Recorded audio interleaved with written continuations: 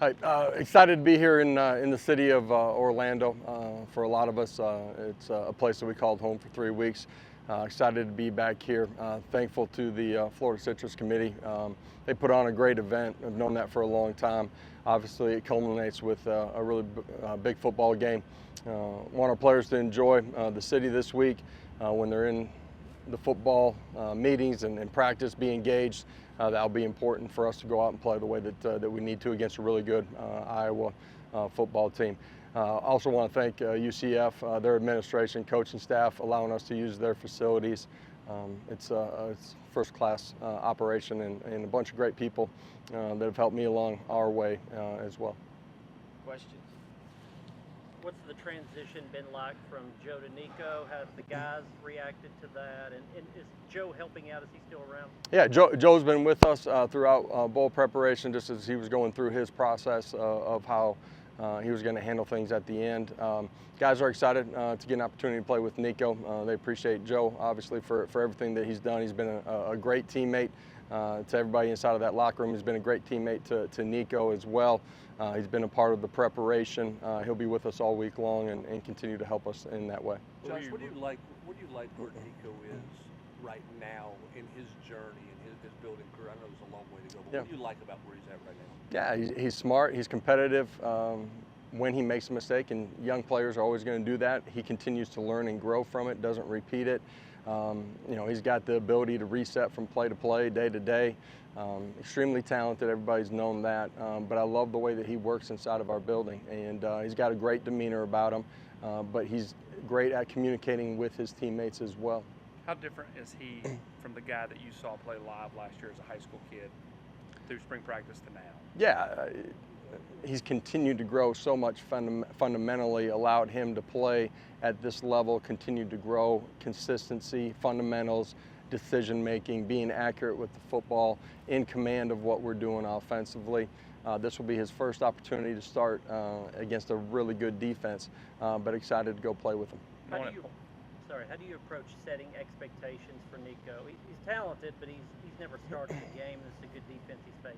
Yeah, this is going to be his first start. At the end of the day, we got to play well enough. He's got to play well enough to help us go win this football game. That's ultimately what we're trying to accomplish. I said it to the guys earlier. It's important. Anytime you have a young player, and I don't care what position he's playing, that the other 10 guys around him play at a really high level and do the ordinary things really consistently to allow that guy to function and operate at the level that he's capable of. Listen, this game's never perfect.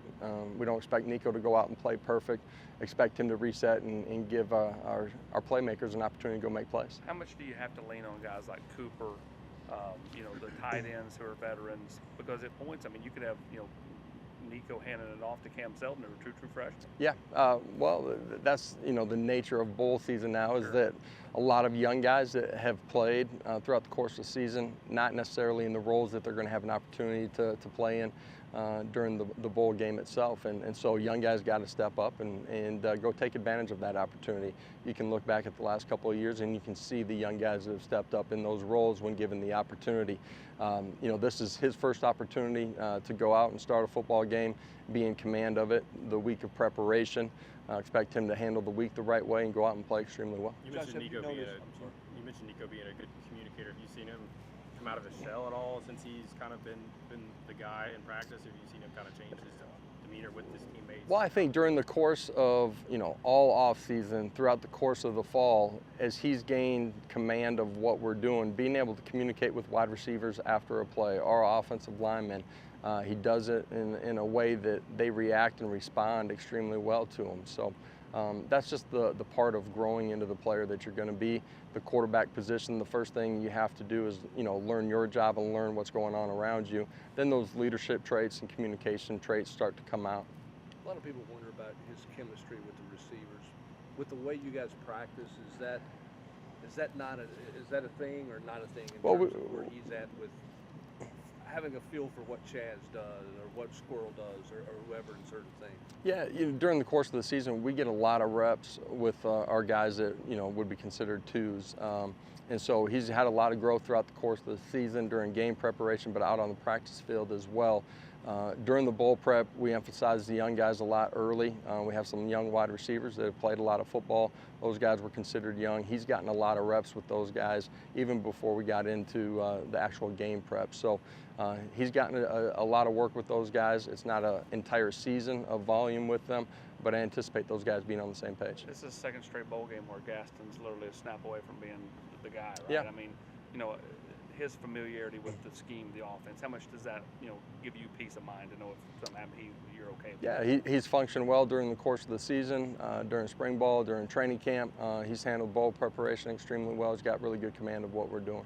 The numbers say Iowa has a really, really good defense. Yeah. What have you seen just on film and looking at them? Yeah, it's not just the numbers that say they got a really good defense. You can watch the film.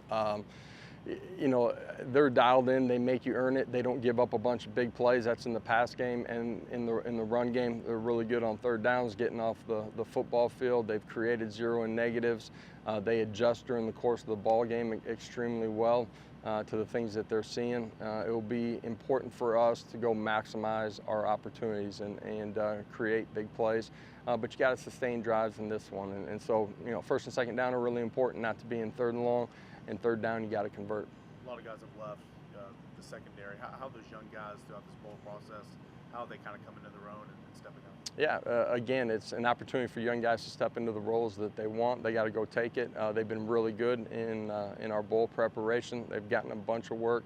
You know, as we started, you know, after the regular season ended, those guys have been in the fold the entire time.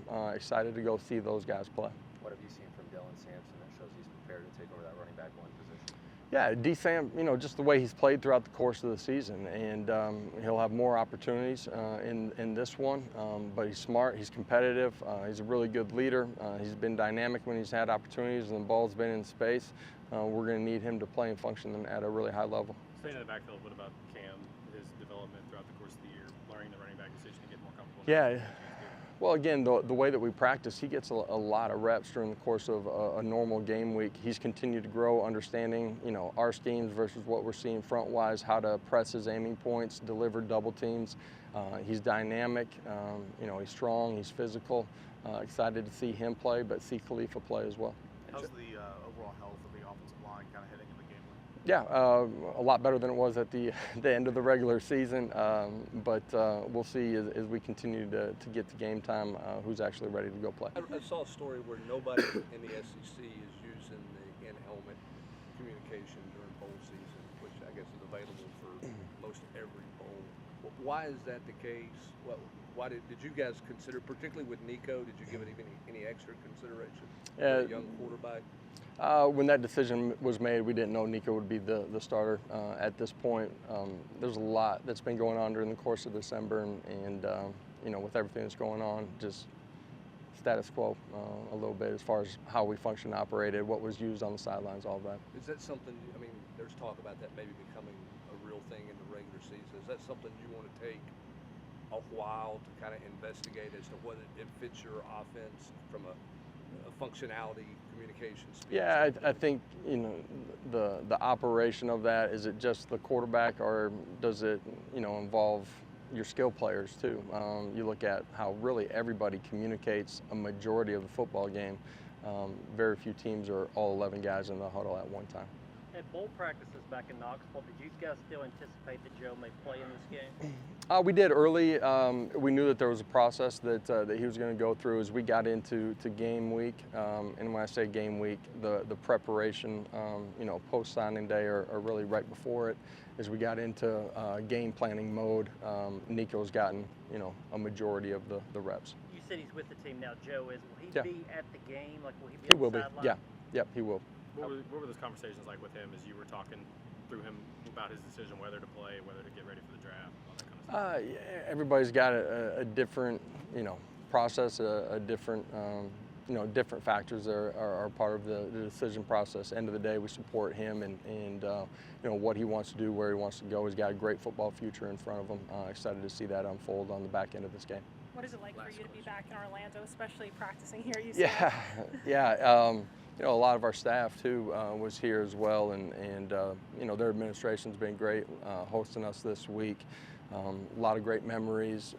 You know, middle part of the week, we got a night where a bunch of former players are coming over to the hotel, and it'll be awesome just to catch up with those guys.